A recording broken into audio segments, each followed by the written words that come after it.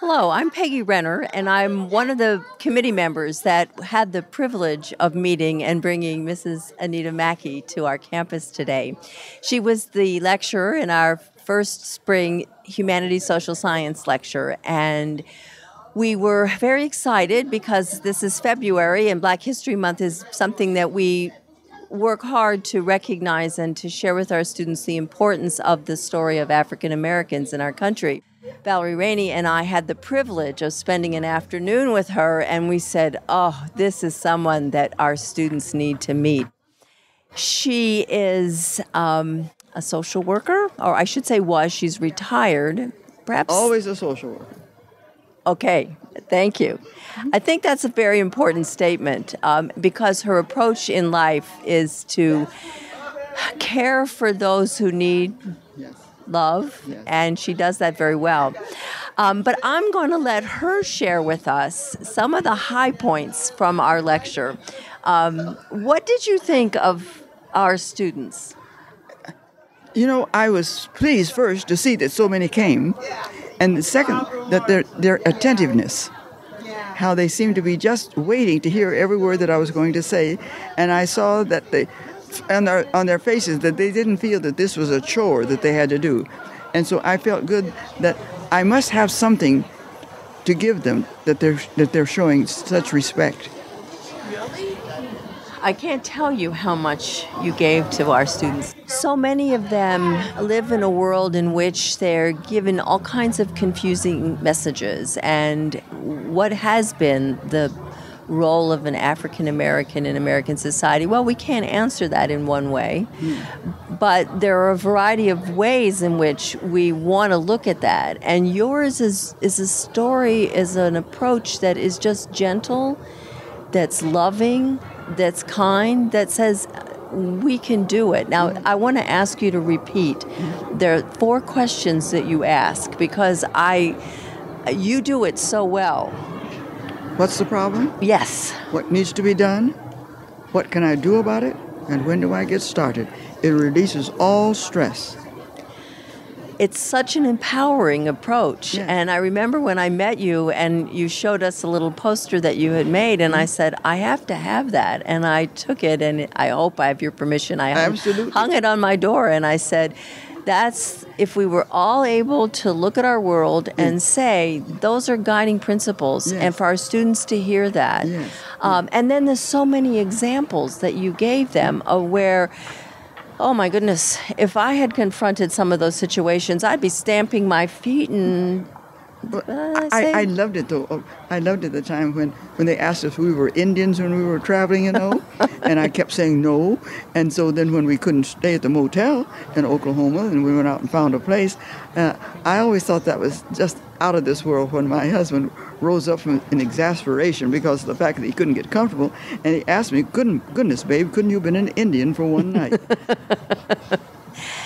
It's such an incredibly powerful story about the way in which prejudice has shaped your choices. Yes.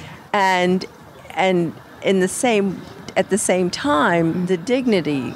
Yes. You know who you are. Yes. And you were not going to let someone put you down or deny you. No. And that's a very important image for our students. I think so. But I must say, though, that having been reared in a Christian home, as I said, as a Methodist, and the values of how knowing that there is a supreme being, and then your relationship with other people, regardless of what they treated to you. Just the old song that they used to sing in the Methodist Church, take it to the Lord and leave it there.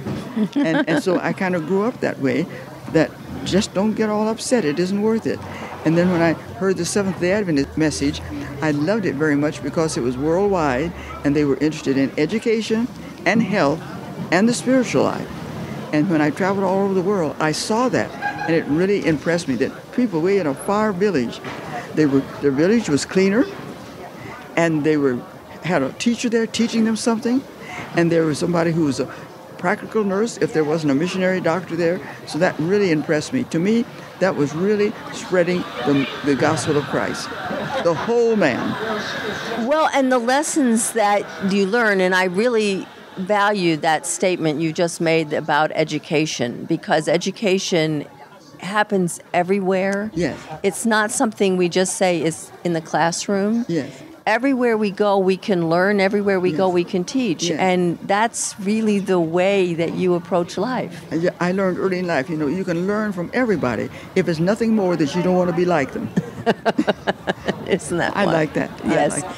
Yes, and it's such a gentle way of Yes. saying there are some people that irritate me or frustrate me or make me angry, but No, my father- I'm going to use my energy in the most effective ways, which is what you've done. That's right, because my father wanted nothing negative. He always wanted to, well, if that's it, daughter, then what do you do? You always had to think. You always had, and I appreciate that, because I didn't. That way, you don't deal on the negative. You concentrate on a solution, and that's always the way I did. And growing up, when there was so much prejudice, I made up my mind that I wasn't going to be fussing all the time about what was being denied me, but I was going to see where was there a crack in the door that I could open it. I remember your story about the swimming pool in Riverside, and I thought to myself, I grew up in a segregated state in Texas, and a city, a little town, and there was a swimming pool there, and they said to the African American children, you can come. They cleaned the pool on Tuesday night, so Tuesday they were allowed to come to the pool. Yes. And my mother she led a campaign because she said this is absolutely wrong. And I just think to myself, how many swimming pools are out there that were created Yes. because of prejudice? And thank goodness What a waste of money. Yeah, thank goodness they did finally close down the one in Lincoln Park. Lincoln Park is still there in Riverside, but not the swimming pool. But I never learned to swim because I refused to go into that segregated pool out of deference to my father. Mm-hmm. And all that he taught you. Yes. It is so wonderful. Yes. Well, I thank you very much. This has been just a very, very rewarding. For me, too. I love being around young people.